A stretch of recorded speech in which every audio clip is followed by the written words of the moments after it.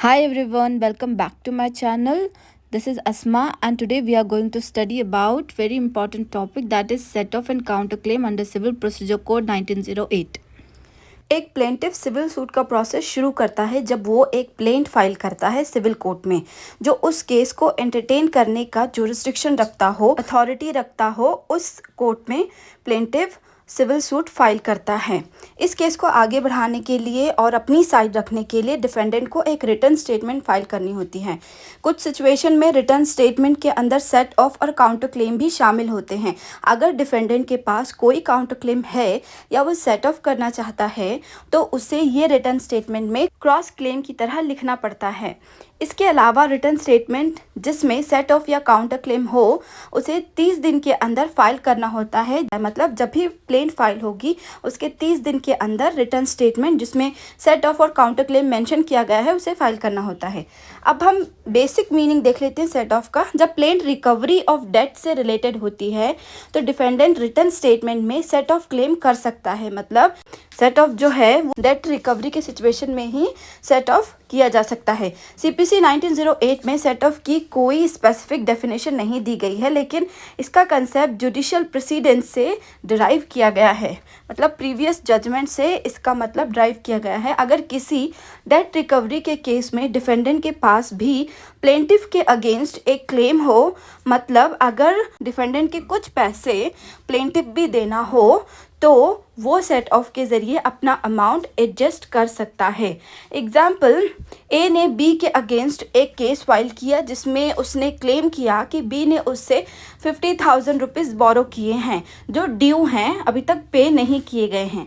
B भी ये claim करता है कि ए ने 20,000 रुपीज़ उससे बोरो किए थे। यहाँ पर दोनों पार्टीज एक दूसरे के डेटर्स हैं, तो इस सिचुएशन में बी एक नया केस फाइल करने के बजाय रिटर्न स्टेटमेंट में 20,000 रुपीज़ का सेट ऑफ क्लेम कर सकता है। अब हम हिस्ट्री देख लेते हैं सेट ऑफ की। तो सेट ऑफ का कंसेप्ट डॉक्ट्रिन ऑफ कॉम्पनसेशन से आया है। इंग्लिश चांसरी कोर्ट्स में इसे स्टॉपेज के नाम से जाना जाता था। इंग्लिश कोर्ट ने 1729 में इसे डिफेंडेंट का एक राइट माना था। केरला हाई कोर्ट ने सुकुमारन वर्सेस माधवन 1982 केस में कहा कि सिर्फ मनी रिकवरी सूट में ही सेट ऑफ अप्लाई होता है। अब हम एसेंशियल्स देख लेते हैं सेट ऑफ के। डिफेंडेंट के पास क्लेम करने का राइट होना चाहिए। सबसे पहली बात, डिफेंडेंट के पास क्लेम करने का राइट होना चाहिए। सेकेंड है, प्लेंट डेट रिकवरी के लिए ही होना चाहिए। थर्ड एसेंशियल है, डेट अमाउंट डेफिनेट और रिकवरेबल नेचर का होना चाहिए। नेक्स्ट है, कोर्ट की पिक्यूनरी जुरिस्डिक्शन के अंदर आना चाहिए। दोनों पार्टीज को सेम कैरेक्टर में होना चाहिए जैसे प्लेंट में लिखा गया हो। Now we will study set off under CPC 1908. Order 8 Rule 6 के अकॉर्डिंग डिफेंडेंट फर्स्ट हियरिंग में ही रिटर्न स्टेटमेंट में सेट ऑफ का अमाउंट लिख सकता है। फर्स्ट हियरिंग के बाद वो नहीं ऐड कर सकता। मतलब जो भी अमाउंट सेट ऑफ करवाना है डिफेंडेंट को तो वो फर्स्ट हियरिंग में ही रिटर्न स्टेटमेंट में उसे लिख सकता है। फर्स्ट हियरिंग के बाद वो नहीं लिख सकता। सेकेंड है, इसे एक क्रॉस सूट की तरह ट्रीट किया जाएगा लेकिन केस पर कोई असर नहीं होगा। नेक्स्ट है, रिटर्न स्टेटमेंट और सेट ऑफ क्लेम के रूल्स सेम रहेंगे। मतलब जो भी रिटर्न स्टेटमेंट के रूल्स है और सेट ऑफ के रूल्स दोनों सेम ही रहेंगे। अब हम देख लेते हैं सेट ऑफ के कितने टाइप्स होते हैं। सेट ऑफ के मेनली 2 टाइप्स होते हैं। पहला लीगल सेट ऑफ, सेकेंड है इक्विटेबल सेट ऑफ। तो लीगल सेट ऑफ को ऑर्डर 8 रूल 6 में डिफाइन किया गया है। ये अमाउंट फिक्स्ड और रिकवरेबल होना चाहिए। लीगल सेट ऑफ में कुछ कंडीशंस हैं, अगर ये कंडीशंस फुलफिल हो गई तो वो लीगल सेट ऑफ कहलाएगा। मतलब अगर अमाउंट फिक्स्ड होगा और रिकवरेबल होगा तो वो लीगल सेट ऑफ होगा। देन फीस, कोर्ट फीस देनी होगी इसमें। देन लिमिटेशन पीरियड के अंडर ही फाइल करना होगा। मतलब लीगल सेट ऑफ जो है वो लिमिटेशन पीरियड के अंडर ही फाइल करना होगा। सेकेंड हमारा है इक्विटेबल सेट ऑफ। इसे ऑर्डर 20 रूल 19 में दिया गया है।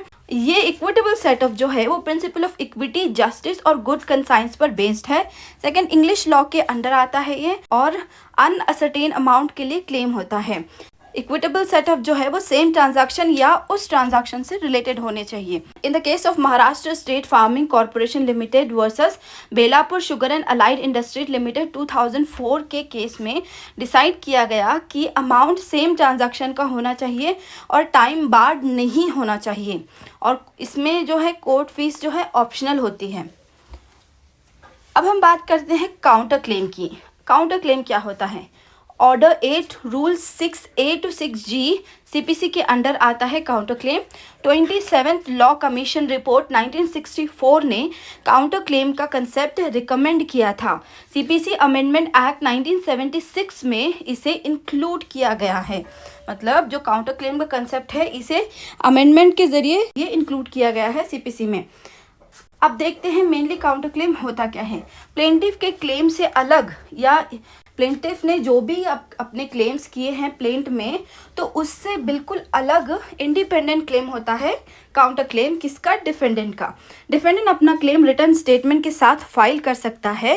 प्लेंटिफ काउंटर क्लेम के अगेंस्ट एक रिटर्न स्टेटमेंट फाइल कर सकते हैं। मतलब अगर काउंटर क्लेम किया है किसी डिफेंडेंट ने तो प्लेंटिफ उसके अगेंस्ट एक रिटर्न स्टेटमेंट फाइल कर सकता है।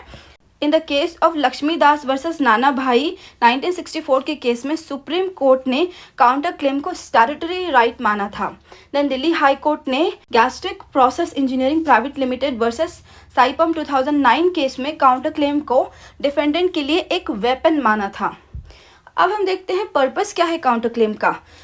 काउंटर क्लेम का मेन पर्पस है मल्टीपल सूट्स का बर्डन कम करना।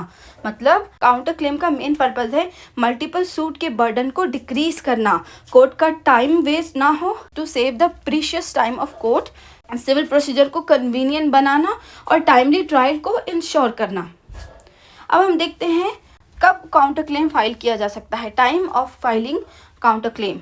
काउंटर क्लेम फाइल करने की 3 सिचुएशन होती है। पहली है सूट फाइल होने से पहले या बाद में। सेकंड, डिफेंडेंट ने अपनी डिफेंस सबमिट करने से पहले। थर्ड, जब तक डिफेंस फाइल करने का टाइम एक्सपायर ना हुआ हो। मतलब जो भी प्लेंट फाइल करने के बाद जो भी टाइम डिफेंडेंट को दिया जाता है कि वो कोर्ट में अपीयर हो अपने लीगल रिप्रेजेंटेटिव के साथ या खुद अपीयर हो, तो उस टाइम के बिटवीन में वो डिफेंस फाइल करने के टाइम एक्सपायर होने से पहले डिफेंडेंट काउंटर क्लेम फाइल कर सकता है। अब देखते हैं modes of filing counter claim. पहला है रिटर्न स्टेटमेंट को अमेंड करने के लिए कोर्ट की परमिशन लेकर फाइल करते हैं। सेकंड है ऑर्डर 8 रूल 9 के अंडर सब्सिक्वेंट प्लीडिंग में लिखकर डिफेंडेंट काउंटर क्लेम फाइल कर सकता है। नेक्स्ट है इसेंशियल्स ऑफ काउंटर क्लेम। पहला इसेंशियल है काउंटर क्लेम का कि डिफेंडेंट के जरिए फाइल किया जाना चाहिए। सेकंड है इंडिपेंडेंट या सेपरेबल क्लेम होना चाहिए। मतलब ये जितने भी प्लेंट में क्लेम किए गए हैं, जो भी प्लेंटिफ ने क्लेम किए हैं, उससे बिल्कुल सेपरेट एक अलग क्लेम, इंडिपेंडेंट क्लेम होना चाहिए डिफेंडेंट का। थर्ड है प्लेंटिफ के अगेंस्ट फाइल होना चाहिए। मतलब ये जो काउंटर क्लेम है वो प्लेंटिफ के अगेंस्ट फाइल होना चाहिए और कुछ केसेस में को डिफेंडेंट्स के अगेंस्ट भी फाइल किया जा सकता है। नेक्स्ट है इंसिडेंट प्लेंट फाइल होने से पहले या बाद का हो सकता है। मतलब इंसिडेंट प्लेंट फाइल होने से पहले या बाद का हो सकता है। नेक्स्ट है अपीलेंट स्टेज में फाइल नहीं हो सकता। ओके, नेक्स्ट हम डिफरेंस देख लेते हैं सेट ऑफ और काउंटर क्लेम का। सेट ऑफ जो है वो डिफेंडेंट का म्यूचुअल डेट एडजस्ट करने में इसे अप्लाई किया जाता है। नेक्स्ट काउंटर क्लेम जो होता है वो एक इंडिपेंडेंट क्लेम होता है अगेंस्ट प्लेंटिफ। नेक्स्ट है सेट ऑफ को ऑर्डर 8 रूल 6 में डिफाइन किया गया है CPC के, और काउंटर क्लेम को ऑर्डर 8 रूल 6A से 6G तक कवर किया गया है। सेट ऑफ जो है वो डेट रिकवरी से रिलेटेड केसेस में यूज होता है और काउंटर क्लेम जो है किसी भी इंडिपेंडेंट क्लेम से रिलेटेड हो सकती है। सेट ऑफ के 2 टाइप्स होते हैं, legal set of and equitable set of. और जो काउंटर क्लेम का ऐसा कोई क्लासिफिकेशन नहीं होता। देन सेट ऑफ जो है वो सेम ट्रांजैक्शन का पार्ट होना चाहिए और काउंटर क्लेम को सेम ट्रांजैक्शन का पार्ट होना ज़रूरी नहीं। अब हम यहाँ हमारे आंसर को कंक्लूड करते हैं। सेट ऑफ और काउंटर क्लेम दोनों डिफेंडेंट के राइट्स हैं जो सिविल सूट में यूज़ किए जा सकते हैं। ये आपको बहुत अच्छी तरह से याद रखना है कि सेट ऑफ और काउंटर क्लेम दोनों डिफेंडेंट के राइट्स हैं जो सिविल सूट में यूज़ किए जा सकते हैं। सेट ऑफ म्यूचुअल डेट्स के लिए होता है, जबकि काउंटर क्लेम एक इंडिपेंडेंट क्लेम होता है जो प्लेंटिफ के अगेंस्ट फाइल किया जाता है। इन दोनों कंसेप्ट्स का यूज़ करने से कोर्ट का टाइम सेव होता है और मल्टीपल सूट्स की ज़रूरत नहीं पड़ती।